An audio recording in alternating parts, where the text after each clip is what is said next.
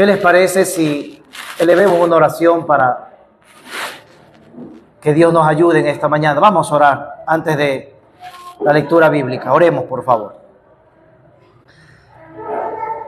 Padre, una vez más os rogamos que tú bendigas tu palabra santa, inefable para nosotros, autoritativa.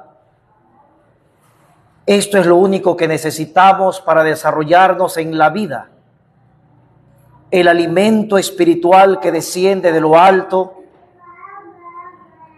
que viene, Señor, bajo la administración del Espíritu Santo, al cual rogamos nos ayude esta mañana a tener inteligencia espiritual para captar tu mensaje para tu pueblo. Necesitamos, Padre, hacer una distinción con nuestras vidas del mundo en que vivimos, y solamente tu poder transformador mediante las Escrituras lo hace posible. Padre, glorifícate en nosotros. Da al predicador denuedo para hablar de tu palabra, para edificación de nuestras almas, para edificación de cada uno de nosotros, de la iglesia, donde Cristo es nuestra autoridad. Te lo rogamos en el nombre de Jesús. Amén. Hermanos, vaya a Mateo capítulo 5, del versículo 38 en adelante. Leemos de la siguiente manera. Estamos recorriendo el Evangelio de Mateo de forma expositiva y leemos de la siguiente forma, Mateo 5, 38. Mateo 5, 38. Oísteis que fue dicho ojo por ojo y diente por diente, pero yo os digo, no resistáis al que es malo, antes a cualquiera que te hiere en la mejilla derecha, vuélvele también la otra. Y al que quiera ponerte a pleito y quitarte la túnica, déjale también la capa. Y a cualquiera que te obligue a cargar por 1 milla, ve con él 2. Al que te pida, dale. Y al que quiera tomar de ti prestado, no se lo rehuses. ¿Qué significativo es esto para nosotros? ¿Y qué podríamos decir de aquellos padres que aconsejan de esta manera a sus hijos? Oye, si alguien te pega en la escuela, pégale tú también. Si alguien te empuja, empújalo tú también. Y hay otros que van un poquito más allá y le dicen, porque donde yo me entero que te pegaron y tú no le pegaste, también te pego yo. Y esto parece risible, y de hecho lo es. Esto es lo que ocurre en muchos hogares. Y los padres tratan de justificar estos consejos, estos comportamientos, porque ellos dicen que lo que pasa es que los estoy preparando para la vida. Yo les diría que los están preparando realmente es para la muerte. Jesús en todo este sermón prepara a los creyentes para la vida cristiana. Y Él nos muestra que el Padre está tan interesado en la pureza del corazón de nosotros. Pero si alguien que ha confesado a Cristo persiste en la tosudez de ser una persona vengativa, yo le diría que esa persona ha negado la fe, esa persona ha negado a Cristo, ha negado la enseñanza bíblica. ¿Cómo podríamos definir entonces al patriarca Abraham cuando él supo que Dios iba a destruir Sodoma y Gomorra e inmediatamente intercedió por ellos y fue a buscar a Lot? ¿Cómo? ¿Cómo podemos ver que fue a rescatar cuando fue llevado Lot preso o cautivo por unas bandas asaltantes? ¿Cómo lo podemos definir? Cuando tiempo atrás Lot reveló ser codicioso y apartarse de él. ¿Cómo definimos a José, el patriarca? Que él perdonó a sus hermanos después que lo vendieron como un esclavo y lo mandaron a Egipto. ¿Cómo definimos a Esteban en la Biblia entonces? Que mientras los estaban apedreando, Esteban estaba, ¿qué cosa? Intercediendo por aquellos que tenían la piedra para partirle la cabeza. Y así murió. ¿Cómo lo definiríamos entonces a ellos? Es indispensable que los cristianos marquemos una diferencia. Y aquí está la diferencia. Tú y yo somos responsables de ponerle la sazón a este mundo insípido y putrefacto por el pecado. Y aquí está la diferencia. El hombre impuro siempre está pidiendo desquite. El hombre impío siempre quiere venganza. Pero el habitante del reino de los cielos, lo único que tiene que hacer es lo que dice su rey. Y hoy lo acabamos de leer. Así que este pasaje nos va a enseñar que los cristianos no elegimos el camino de la venganza, sino el camino de la vida. Y esa vida experimenta siempre misericordia y justicia divina. Hay un solo punto en este sermón. Ese punto, ¿saben cuál es? Nunca seas parte de la venganza. Nunca seas parte de la venganza. Y aquí este texto derrama uno de los versículos más malinterpretados y utilizados incluso por los impíos, que es el versículo 38. Ojo por ojo, diente por diente. Con este texto la gente se justifica para vengarse. ¿Pero es eso lo que enseña la Escritura? Bueno, vamos a verlo. Vamos a verlo si eso es cierto, que esto enseña venganza irracional. Déjame introducir el tema con un ejemplo, por favor.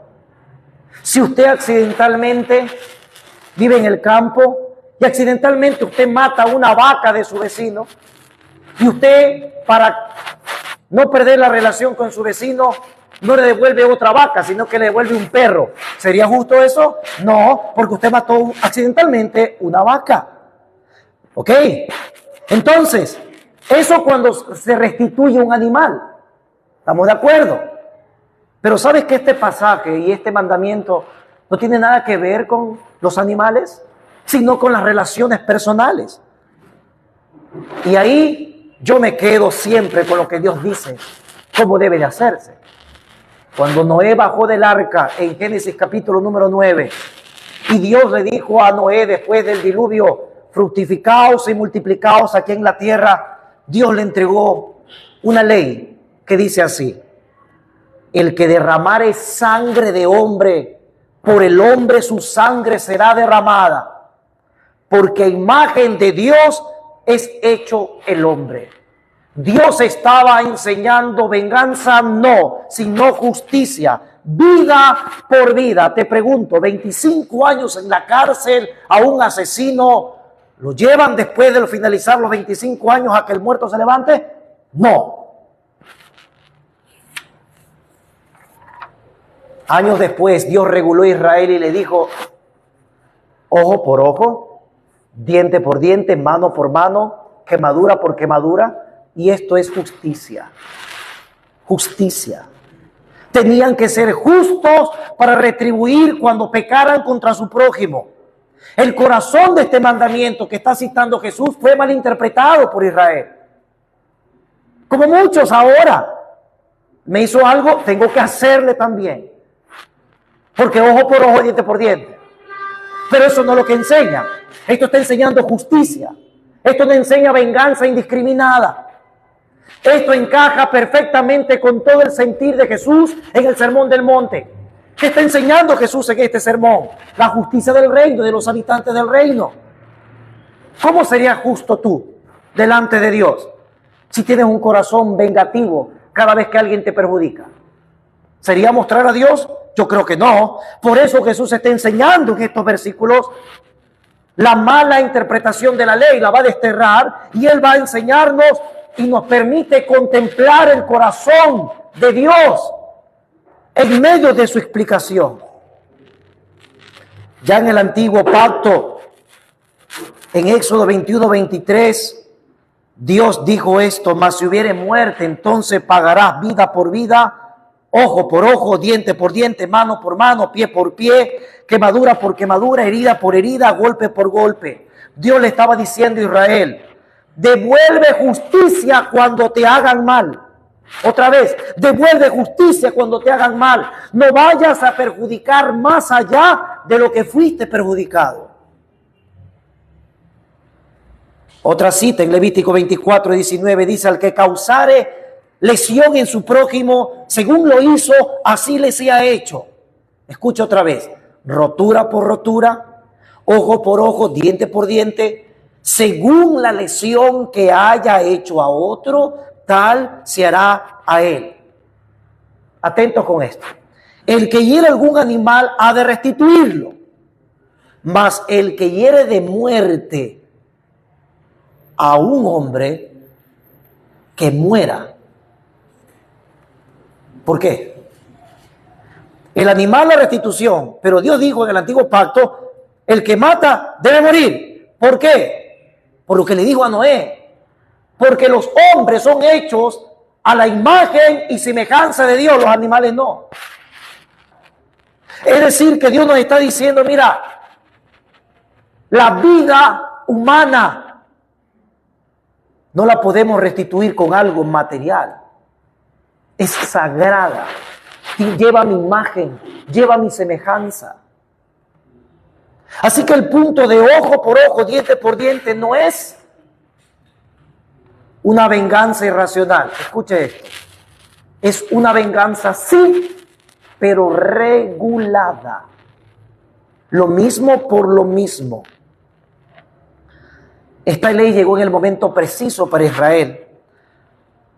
Porque poniéndonos en contexto, cuando ellos reciben esta ley, ¿de dónde venía Israel? De ser 400 años esclavos por mano de los faraones en Egipto, y tenían una mente rústica porque lo único que ellos quizás recordaban día a día era el golpetazo del capataz en la espalda de ellos, generaciones por generaciones. Y cuando Dios los libera, los manda al desierto y los manda como una civilización nómada, una civilización muy corta de conocimiento y entendimiento, rústica, limitada. Llevaron a sus animales y todas las propiedades con las cuales pudieron salir.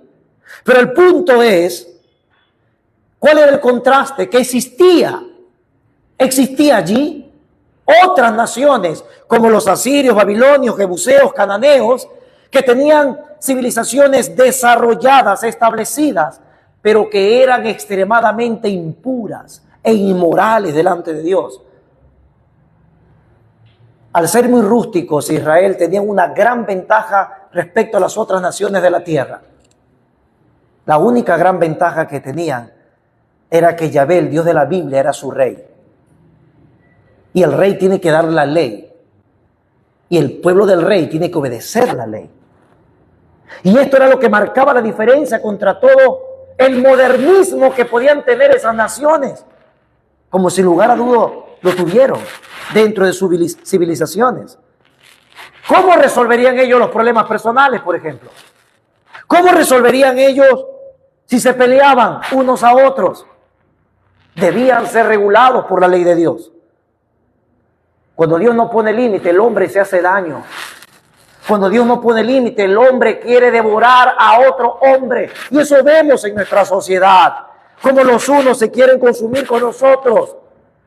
Como los hijos quieren que muera rápidamente el padre para quedarse con lo del padre. O como los mismos hermanos hablan mal de sus propios hermanos. Vemos una sociedad donde la mentira prima y donde la venganza está a flor de piel. Y Dios reguló a Israel y le dijo, ojo por ojo, diente por diente, no quiero que cometas venganza indiscriminada. Por eso te doy este mandamiento. La ley de Dios era un freno para un comportamiento arcaico que quizás pudieran tener ellos. Así que ojo por ojo, diente por diente, mi querida iglesia, no es el permiso para una venganza brutal, como muchos creen, sino que es la ley de Dios para regular y para frenar los impulsos descontrolados del hombre que quiere vengarse de manera irracional. Y Dios le dice, vas a poder hacerle lo mismo que te hizo, pero de una manera legalizada. Incluso los historiadores dicen que cuando Dios entregó esta ley ya a Israel, ya existía el código Hammurabi en Babilonia y se regulaban bajo el mismo principio, ojo por ojo, diente por diente.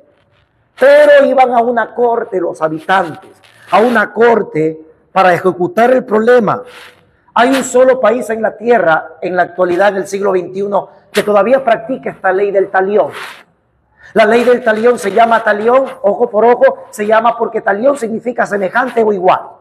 Así que el único país en la tierra que sigue aplicando este reglamento es Arabia.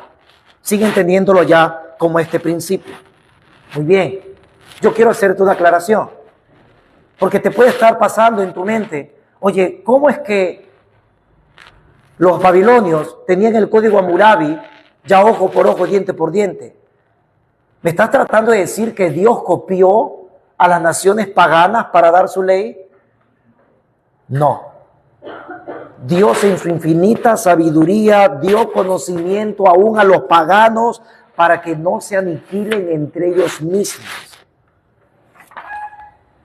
Dios, al emitir este mandamiento a Israel tenía que comprender que Dios gobierna no solamente a ellos, sino al universo entero. Dios gobierna a su creación y Dios permitió ese conocimiento a los paganos para controlar la maldad de los hombres. En otras palabras, ¿qué tiene que hacer Israel entonces? Tiene que darle gloria a Dios porque Dios derrama su misericordia sobre los impíos. Eso tenían que comprender ellos. ¿Sabes que Jesús dice lo mismo? En Mateo 5:45, si tú lo tienes ahí, Jesús habla que el sol sale sobre buenos y malos y que hace llover sobre justos e injustos. Esto es plena misericordia y gracia común. Esto lo vemos día a día. Por eso es que nosotros los creyentes, cada día que nos levantamos y levantamos nuestra adoración a Dios, una de las oraciones más principales que podemos experimentar delante del Padre es: gracias, porque hoy día no exterminaste nuestra ciudad. Gracias, Padre, porque hoy día no consumiste con fuego a mi país, porque lo merecemos, porque somos pecadores. Y Dios emitió su ley para regular aún a los paganos. Así que Israel debía exaltar a Dios, ojo por ojo, diente por diente. Era un instrumento de justicia realmente. Enseña que la vida era sagrada. Hay algo esencial en este mandamiento, hermanos. Y es que solamente aquellos que tienen el corazón conforme al de Dios pueden degustar el sentido de la ley. Un hombre llamado David, tú lo conoces, que llegó a ser rey. Él comprendió esto de la manera que debemos de entenderlo. Tú sabes que David estaba huyendo de Saúl porque Saúl quería matarlo. Y Saúl quería matarlo, quería asesinarlo, y David tenía que ir a las montañas. Y en cierta oportunidad, David, estando con sus hombres, comenzó a cuidar a esquiladores. Esquiladores son aquellos que cuidan a las ovejas, las trabajan y las alimentan. En una hacienda Carmel, que era dueño un hombre llamado Nabal. Por cierto, tenía una mujer, dice la Biblia, muy inteligente y hermosa, llamada Abigail. Un día, David mandó a decir a Nabal que él estaba dando protección a sus esquiladores, a sus trabajadores. David le estaba cuidando la fortuna a Nabal en las montañas. Y David mandó a pedirle alimentos básicos para sostenerse él y sus hombres. Y Nabal, en vez de agradecerle a David de que estaba cuidándole de las bandas armadas, de que podían robarle todas sus propiedades, Nabal hizo un desaire a David. Dijo que no conozco quién es ese hombre. Y recibió David ofensas. David se llenó de cólera y quiso hacer justicia en sus manos. Pero Abigail, dice la Biblia, con sabiduría hizo desistir a David. Y David, cuando entró en razón, porque esta mujer se adelantó en el momento que David iba a tomar venganza por sus propias manos, David le dijo a Abigail estas palabras: bendito sea tu razonamiento y bendita tu alma, que me ha estorbado hoy de ir a derramar sangre y a vengarme por mi propia mano. David recordó que la venganza indiscriminada no forma parte de los hijos de Dios. En otra oportunidad, David se encontraba allí junto a sus hombres. Tuvo la oportunidad de acabar con la vida de Saúl en una cueva, y luego, cuando estaba dormido en un campamento de guerra, Saúl con sus hombres buscando a David, para asesinarlo. David baja con un hombre al campamento mientras todos están dormidos. Y el hombre que estaba con David le dice: este es tu momento. Ahora sí asesina al hombre que te quiere matar. ¿Sabe lo que le dijo David? Vive Jehová, que si Jehová no lo hiriere, o su día llegue para que muera, o descendiendo en batalla perezca, guárdeme Jehová de extender mi mano contra el ungido de Jehová. Lo único que le dijo a la persona: ahora toma la lanza que está en la cabecera, toma la vasija de agua y vámonos. David entendió que la venganza personal nunca fue aceptada en la ley de Moisés, excepto cuando moría un familiar vida por vida. En conclusión, el antiguo pacto no permitía la venganza personal que muchos hoy quieren justificar cuando citan ojo por ojo, diente por diente. Más bien esta ley es el impedimento para que la sociedad no presente abusos de venganza. Era un principio para un castigo justo. La intención era que los castigos civiles fueran adecuados, regulados en una corte según el crimen cometido. Jesús entonces no está haciendo alteración de la ley. Él aquí en el versículo número 39 nos va a enseñar lo indispensable de comprender y aplicar lo que debemos hacer. ¿Quieres saber tú lo que debes hacer cuando alguien te haga daño de alguna manera? Entonces comencemos. Cuando en lo social te hagan daño, cuando en lo familiar te hagan daño, observa, mira el versículo número 39. Yo os digo, dice Jesús, no resistáis al que es malo. Esa palabra en el griego es de no resistáis, resistir, se puede decir también venganza personal. Jesús está diciendo: no tomen venganza personal. Levítico 19:18 lo dice. Proverbios 24:29 nos relata: no digas como así lo... Mira lo que dice el proverbio: como así lo hice, así lo haré. Daré el pago al hombre según su obra. Jesús, al decirnos no resistas al que es malo, tampoco estaba diciendo Jesús que esto no aplica a los delitos criminales. Imagínate un asesino que ande por la calle bien campante, no recibiendo castigo. Porque Jesús dice, no resistáis al que es malo. No, ahí no aplica. Tampoco aplica en los actos de guerra en las naciones, por ejemplo. Imagínate un país ahí que está siendo atacado injustamente y está con los brazos cruzados. Jesús resistió al diablo, pero el diablo no está en esta escena. ¿Cuál es el punto aquí? Los hijos del reino son agentes de paz. Los hijos del reino no buscan represalias. Otra vez, no buscan represalias. Esa es la idea clara. Y Jesús, para enseñarnos y a su audiencia lo que significa eso de no tomar represalias, de no tomar venganza personal, Jesús va a citar 4 situaciones de la vida diaria para ellos. La primera, también malinterpretada: antes a cualquiera que te hiera en la mejilla derecha, vuélvele también la otra. De entrada, esto nos está enseñando que si alguien te golpea a ti, debe de quedarte ahí hasta que te golpee, hasta que se canse. Esto no enseña eso. Tú debes de entender que la mejilla derecha y golpearla en los tiempos bíblicos era el insulto más agraviante que existía en el mundo antiguo. Aparte del dolor que te iba a provocar en la cara, siempre esto de golpear la mejilla del lado derecho estaba al lado de ojo por ojo y diente por diente. Así que las leyes judías y las leyes romanas también, cuando alguien incumplía en esto, promovía una causa judicial. En otras palabras, si alguien era golpeado en su mejilla derecha, podía ir a la corte judía o la corte romana a decir: quiero que lo llamen porque quiero también hacer lo mismo,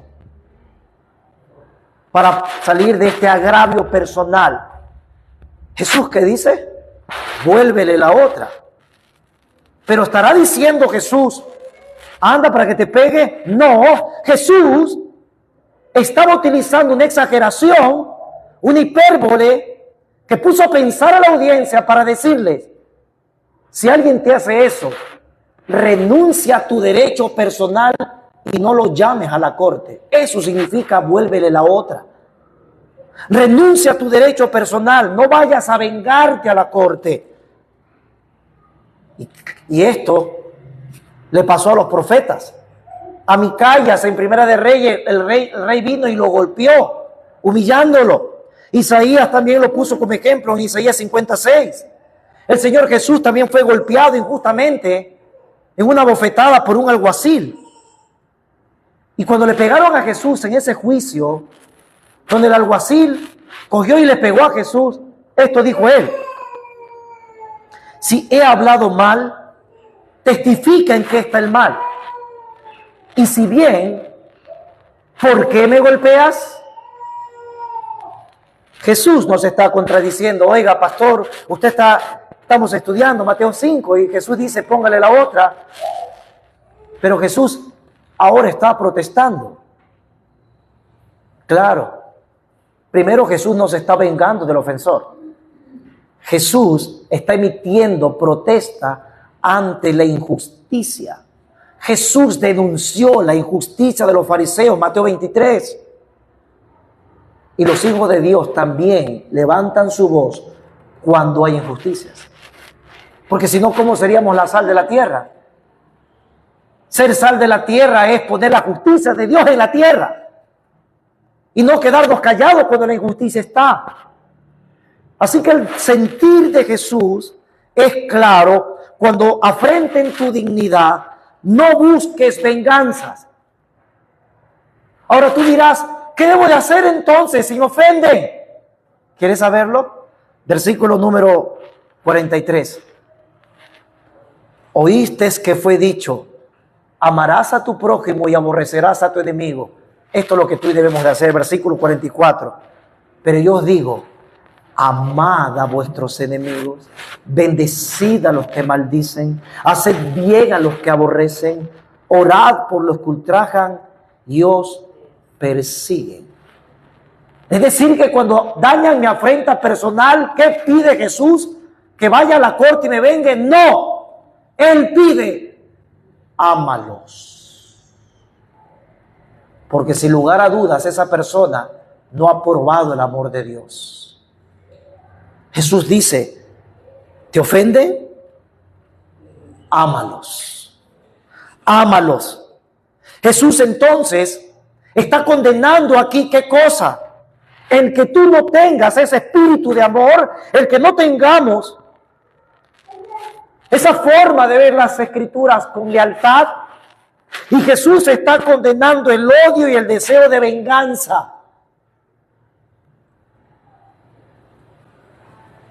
No resistáis al malo con medidas que surgen de una disposición que tiene falta de amor, implacable, despiadada y vengativa. Cuando nos hagan daño, ¿qué dice Jesús? Demuéstrales en palabra, en actitud, en hecho, que tú no tienes un espíritu de rencor, sino demuéstrale lo contrario. Ama a tu enemigo, ama al que te ofende. Esto es locura para los que no son habitantes del reino. Jesús está diciendo, ama cuando te ofendan. ¿Pero qué enseña el mundo? Desquítate cuando te ofendan. Ahora mira la segunda opción. Dice allí, y al que quiera ponerte a pleito y quitarte la túnica, déjale también la capa. Tú debes de saber que las personas más pobres del Imperio Romano, incluidos los judíos, tenían solamente algo que se conoce como la túnica, que era una prenda interior, y lo que iba externamente, lo exterior, era una capa. Así que si alguien robaba una túnica, eso era producto de conducir a un problema legal, un reclamo legal, a un pleito para recobrar la pertenencia. Así que Jesús hace esta ilustración hiperbólica de la propia ropa que llevas encima, con el fin de evitar que vayamos a efectuar algo legal. Jesús está diciendo otra vez, cede tus derechos. O cómo fueran los hogares si los esposos y esposas, a través de la ofensa, quizás cedieran los derechos y no a la venganza.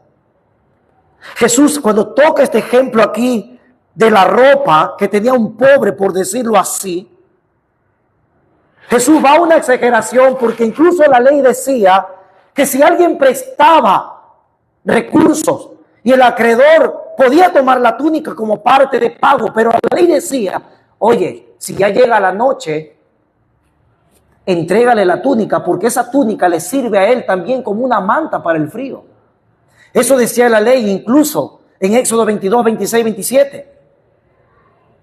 ¿A dónde va Jesús? Jesús le está diciendo, oye, si tú vas a una corte por una ropa, si vas por la túnica, ¿qué es lo que está debajo? Y si pierdes ese juicio, no solamente te quedas sin túnica, también entrégale la capa.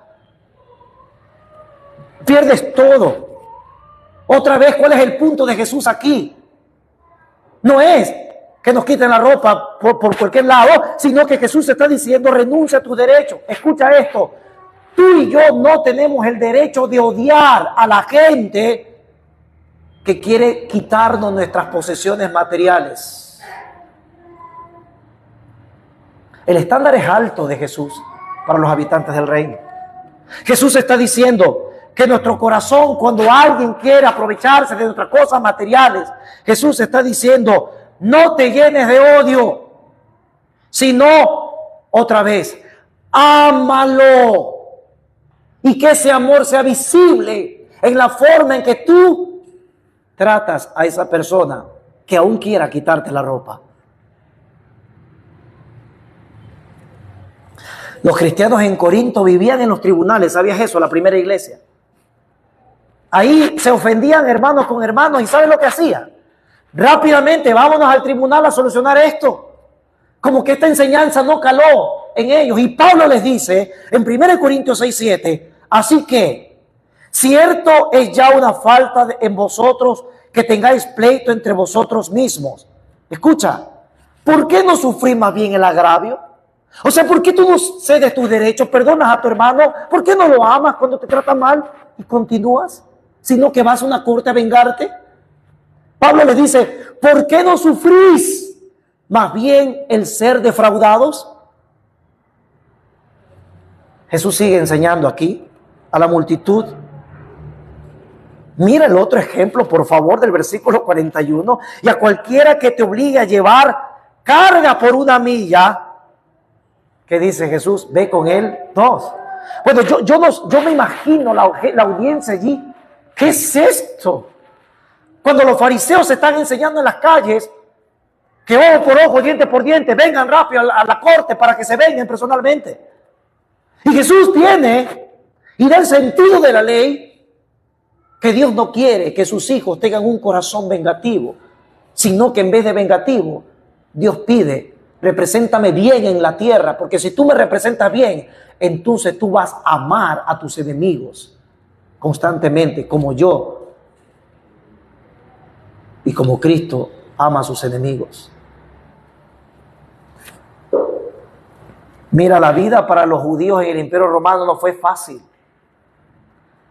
¿Sabe lo que podían hacer los soldados romanos? Te digo algunas cosas para que comprendas esto. Los soldados romanos tenían el derecho legal de expropiar. Ellos podían expropiar el dinero de todo tu trabajo. O sea, ellos podían, tú trabajaste tanto, dame el dinero. Calladito, estaba bajo el Imperio Romano. ¿Sabes qué más podían hacer ellos? Ellos podían también quitarte los bienes, los animales tuyos que te daban dinero.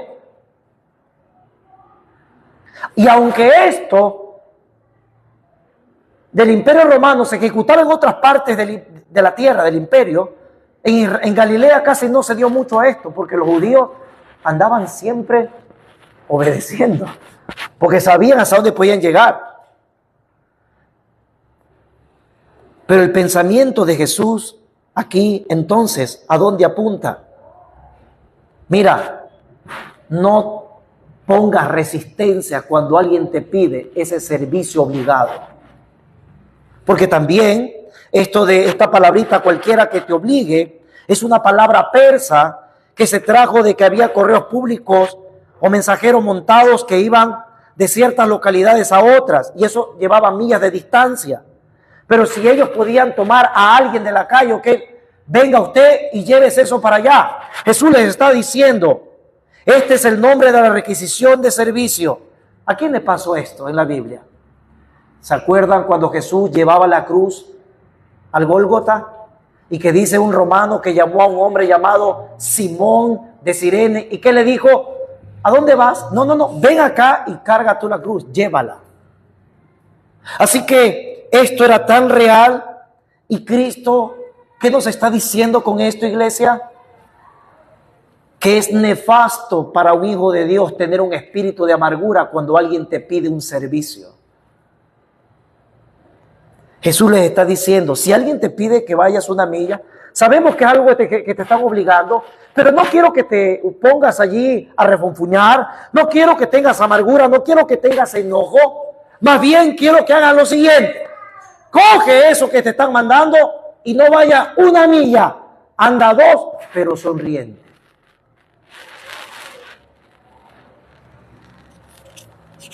En otras palabras, sírvele con amor a tu enemigo. Y si todas estas ilustraciones de Jesús tenían asombrada a la multitud, mira cómo él cierra su idea. En el versículo número 42 cierra la idea Jesús y dice: al que te pida dale, y al que quiera tomar de ti prestado no lo rehuses. Esta es la escena de un mendigo pidiéndole a alguien por sus necesidades. Los mendigos estaban por todas partes en el Imperio Romano. Y Jesús les recuerda lo que decía la ley a su audiencia. ¿Qué dice la ley respecto a los pobres? Te lo digo yo. Porque no faltarán menesterosos en la tierra. Por eso te mando yo: abrirás tu mano a tu hermano, al pobre y al menesteroso en tu tierra. Dice Proverbios 21:13: el que cierra su oído al clamor del pobre, también él clamará y no será oído. Proverbios 22:9: el ojo misericordioso será bendito, porque dio de su pan al indigente. ¿Qué había dicho Dios en el antiguo pacto respecto a los pobres? Dele. Si te piden prestado, dale. Al que te pida de comer, dale. Al que te pida ayuda, dale. Y lo bueno de todo esto, y lo que a mí me maravilla, es que la Biblia tiene grandes connotaciones para aquellos que obedecen. Porque los que obedecían darle al pobre sin refunfuñar, mira lo que Dios les prometió. Escucha: a Jehová presta el que le da al pobre, y el bien que ha hecho se lo volverá a pagar. Qué precioso es esto. Que Dios, así como yo me ocupo del pobre, ahora Dios se va a ocupar de mis necesidades. Me lo va a pagar. Jesús está respaldando la ley. Jesús está exaltando la ley, porque la ley hablaba contra la usura y contra el abuso que había con la relación de los préstamos a los pobres. ¿Sabías tú que había un año conocido como el jubileo? Y que en ese año del jubileo las deudas debían perdonarse a los pobres, dice Deuteronomio 15:9. Pero Jesús va más allá aquí en esto. Si Jesús está hablando del amor, que hay que responder con amor en vez de venganza. Y Jesús dice: al que te pida, dale, y al que te quiera tomar de ti prestado, no se lo rehuses. ¿Qué dice Jesús entonces? No solamente basta con dar. Escúchame, iglesia. No solamente basta en dar al pobre. Jesús dice: quiero ver con qué actitud le das al pobre. ¿Cómo le das? Así que Jesús está diciendo aquí: mis hijos no pueden hacerse los oídos sordos cuando hay alguien que les pida ayuda. Los habitantes del reino no pueden hacerse los desentendidos cuando alguien está en pobreza y tiene cómo darle. No podemos cerrar nuestro corazón, iglesia, al verdadero necesitado. Dice Proverbios 3:27: no te niegues a hacer el bien a quien es debido cuando tuvieres poder para hacerlo. No digas a tu prójimo, anda y vuelve y mañana te daré, cuando tienes contigo que darle. Tengamos cuidado en no hacernos los sordos cuando nos pidan ayuda. No solamente demostremos bondad, sino amemos la bondad. ¿Qué enseña entonces Jesús en estos 4 versículos? ¿Qué Él pone de relieve en alta enseñanza aquí? Él pone, mira, sean desprendidos en sus derechos por motivo del amor en sus vidas. Renuncien a sus derechos cuando los ofenden. No se coloquen ustedes a la altura de los impíos de andarse vengando. No se pueden colocar ustedes como los paganos con la misma actitud, sino que ustedes tienen algo, ustedes son habitantes del reino, ustedes son hijos de Dios. ¿Por qué no deben de vengarse? Sería la pregunta aquí. ¿Quiere que te lo diga? Porque la Biblia dice que es Dios quien se venga por sus hijos, no nosotros. Dios nos está liberando eso que daña nuestro corazón, nuestras relaciones personales. Acompáñame a Romanos 12 y obsérvalo allí. Porque esto sería el detalle de lo que hemos venido estudiando, que el apóstol Pablo enseñó a la iglesia en Roma. Romanos 12, 17. Observa el detalle y la claridad de todo lo que hemos hablado ahora. Dice Romanos 12, 17.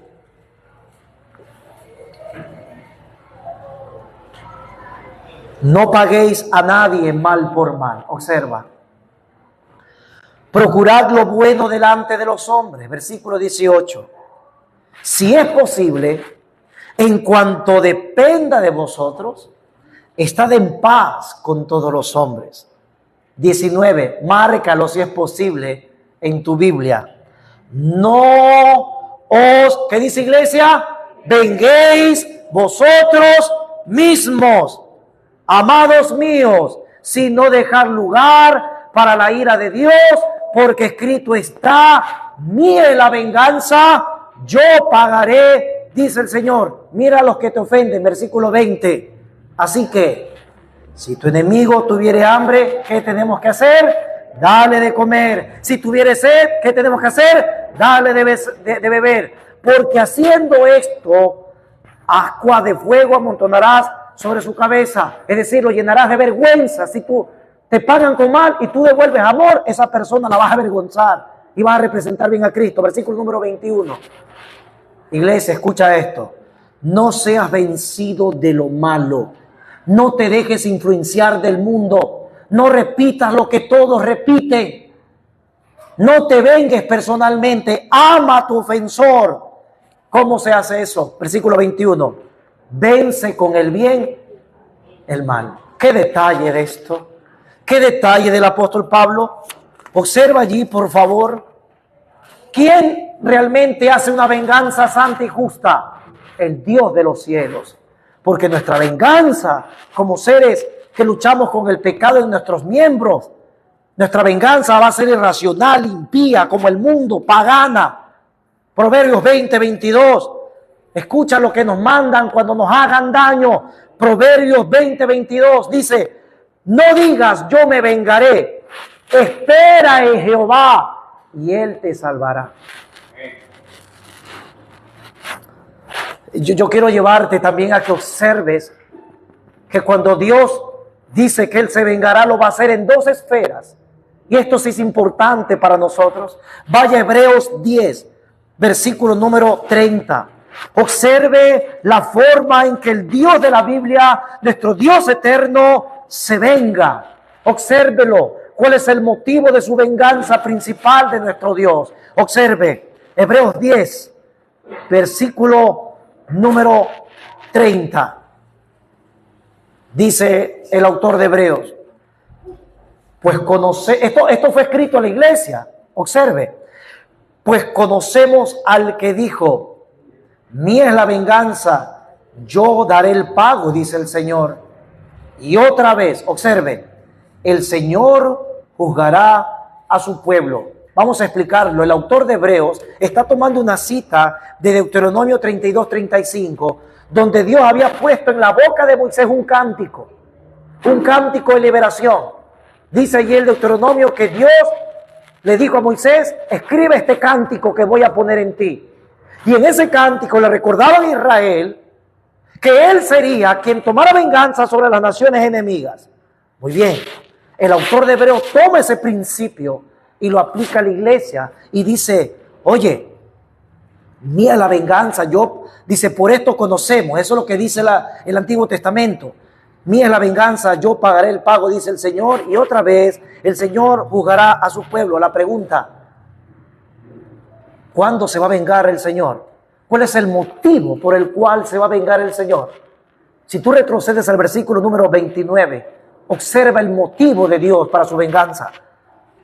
¿Cuánto mayor castigo pensáis que merecerá el que pisoteare al Hijo de Dios y tuviere por inmunda la sangre del pacto en el cual fue santificado e hiciera afrenta al Espíritu de gracia?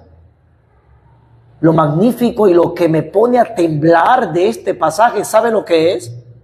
Que fue escrito a la iglesia. El autor de Hebreos le está diciendo a la iglesia que Dios se va a vengar de aquellos que pisen, que están dentro de la iglesia, que pisen la sangre del pacto o sacrificio de Cristo, que afrenten, que resistan, que desechen al Espíritu Santo, que es el Espíritu de gracia. Entonces el Señor, número uno, se vengará del impío que está disfrazado de cristiano en las iglesias.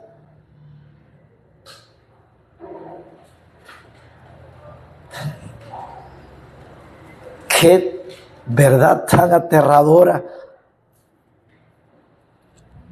Dios se vengará del impío disfrazado de cristiano.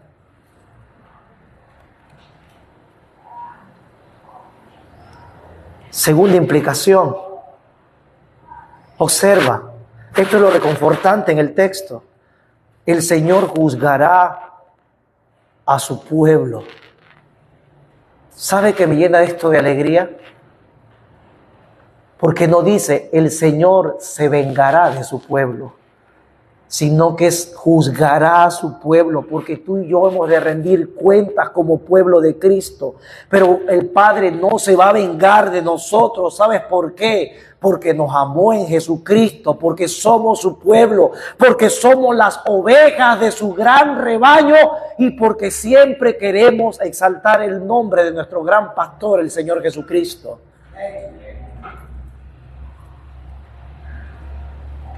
El Señor Jesucristo quiere que nosotros amemos, no que nos venguemos.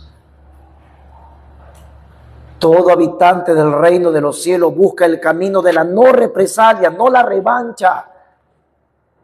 Y el que hace esto es sabio porque busca la justicia de Dios, busca la misericordia. Y quien busca eso halla la vida, dice Proverbios, halla la justicia y halla la honra. Nunca usted debe ser parte de la venganza, escuche. Nunca seas parte de la venganza, por favor. Ama a quien te ofende. Vaya a 1 Pedro 2, versículo 20. Observe cómo Pablo lo dijo a una iglesia que estaba siendo oprimida, perseguida. Una iglesia donde habían hombres, mujeres, niños, ancianos que estaban siendo sacados de sus trabajos, vituperados, insultados, que llegaron al punto aún de tomarlos como escorias humanas para sus shows públicos en la arena del Coliseo Romano. ¿Qué dijo Pedro? ¿Qué dijo Pedro que escuchó el sermón del monte ahí a los pies de Jesús? ¿Qué dijo años después? Aquí lo tienes. Primera de Pedro 2:20. Primera de Pedro 2:20. Mira lo que Pedro aconsejó por el poder del Espíritu Santo a la iglesia que estaba sufriendo tribulación. Observa lo que les dice. Pues, ¿qué gloria es si pecando sois abofeteados y no lo soportáis? Mas si haciendo lo bueno sufrís y lo soportáis, esto ciertamente es aprobado delante de Dios. Mira el versículo número 21. Pues para esto fuiste llamados, porque también Cristo padeció por nosotros, dejándonos ejemplo para que sigamos sus pisadas, el cual no hizo pecado ni se halló engaño en su boca. Así debe actuar un hijo de Dios. Versículo 23, tiene que actuar como su rey, quien cuando le maldecían no respondía con maldición. Observa, cuando padecía no amenazaba, sino ¿qué cosa hacía el gran Señor? Encomendaba la causa al que juzga justamente. Escúcheme, déjeme decirle palabras finales. Si usted tiene ansias de vengarse de alguien, usted no es un habitante del reino de los cielos. Usted necesita ser dominado por el amor de Dios. Si usted odia a alguien que le ha hecho daño, usted no ha experimentado el amor de Dios. Y si usted rechaza el amor de Dios, entonces usted probará la ira de Dios.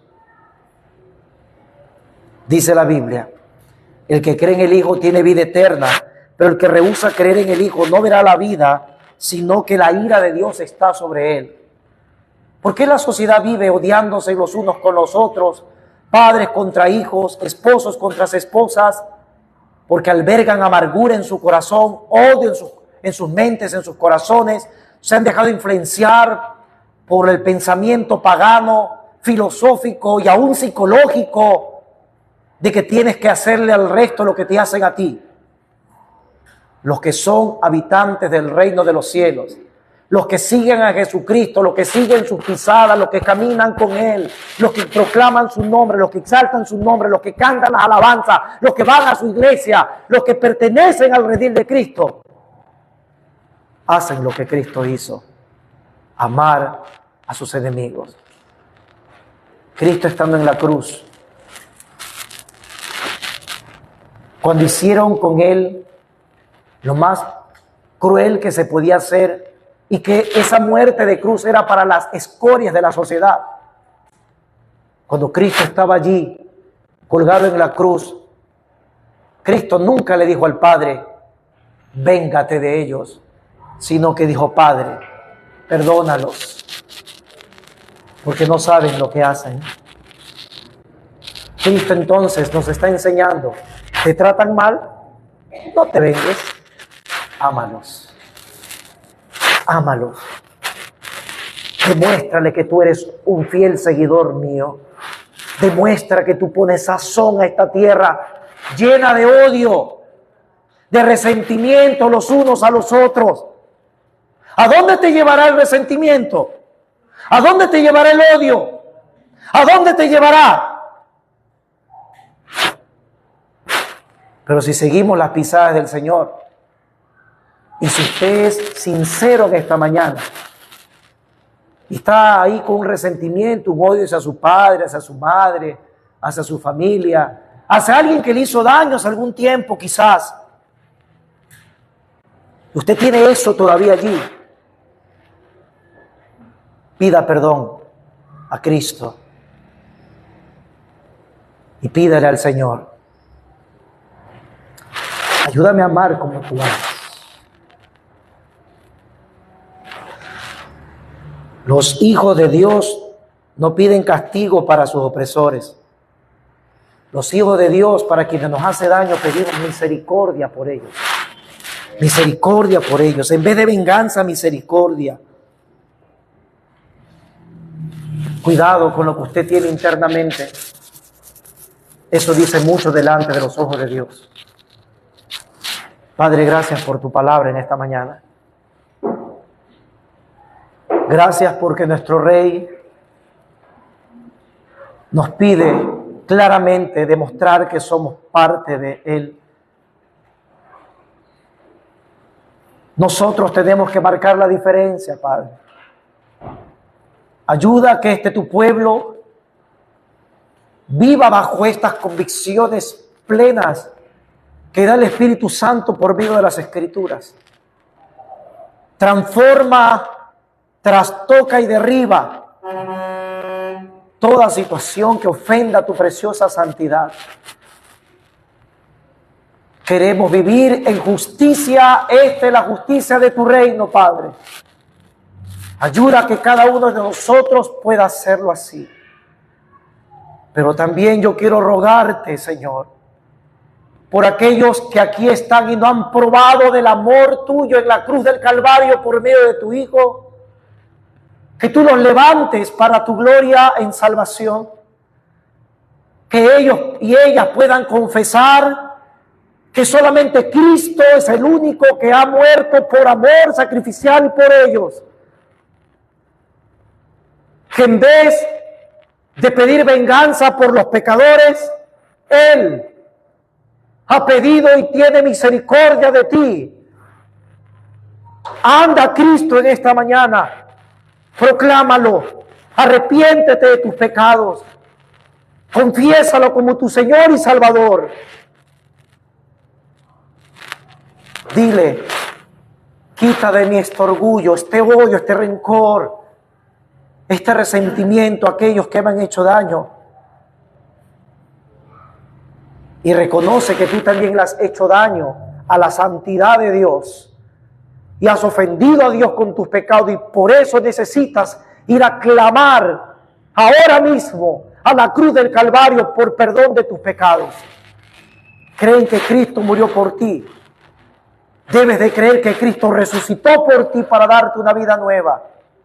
Allí en el lugar que te encuentras, puedes hacerlo. Padre, obra para la grandeza de tu nombre, por favor. En el nombre de Jesús.